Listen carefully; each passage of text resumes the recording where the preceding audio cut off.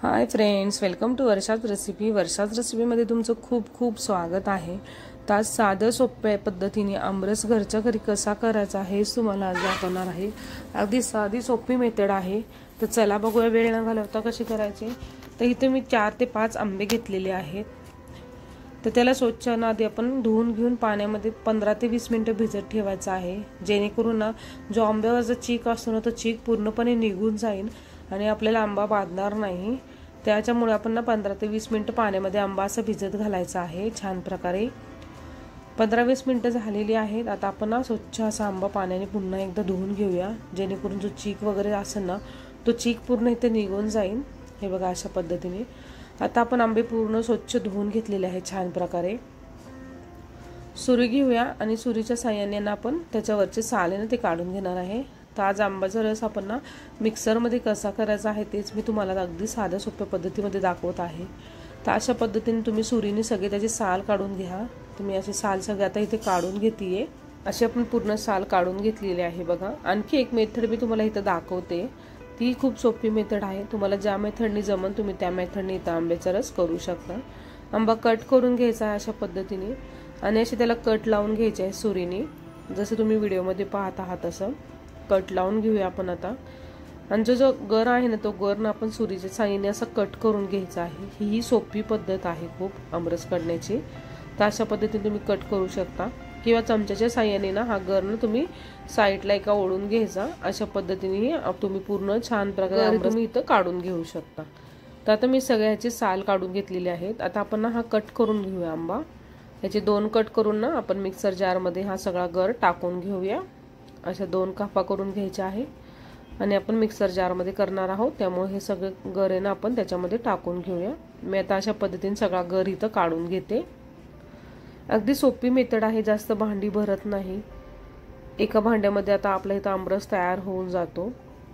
तर मी सगळा गर इथं काढून घेतलेला आहे। आता तुमचा आंबा कितपत गोड आहे त्यानुसार तुम्ही इथं साखर ऍड करायची आहे। मी 1 वाटी साखर घेतलेली आहे, तर त्यातली आता मी अर्धी वाटीच इथं साखर ऍड करणार आहे। एकदा छान प्रकारे मिक्सरला फिरवून घेतीये। अशा पद्धतीने छान प्रकारे आपण मिक्सरला ना आमरस फिरवून घ्यायचा आहे। पूर्ण कंटिन्यू मिक्सर इथं चालू ठेवायचा नाही, चालू बंद करायचा। अशा पद्धतीने केलं ना की आपला आमरस काळा पडत नाही आणि कुठल्याही धातूच्या भांड्यामध्ये आमरस आपल्याला काढायचा नाहीये। तुम्ही काचेच्या बाउलमध्ये वगैरे आमरस काढला ना की तुमचा आमरस काळा पडणार नाही। तर बघा एवढा थिकनेस आपला आमरसला आलेला आहे। तर तुम्हाला इथं थोडं पाणी ऍड करायचं ना तर तुम्ही इथं पाणी ऍड करू शकता। मी बाउलमध्ये ओतून घेते बघा। कलर बघा, टेक्स्चर बघा तुम्ही आपल्या आंब्याचा किती सुंदर असा कलर आलाय। थोडंसं अर्धी वाटी ना मिक्सरच्या जारमध्ये मी पाणी टाकलेलं आहे। एकदा ना ते पाणी टाकून आपण ना फिरवून घेऊया छान प्रकारे आणि ते मिक्स करून घेऊया,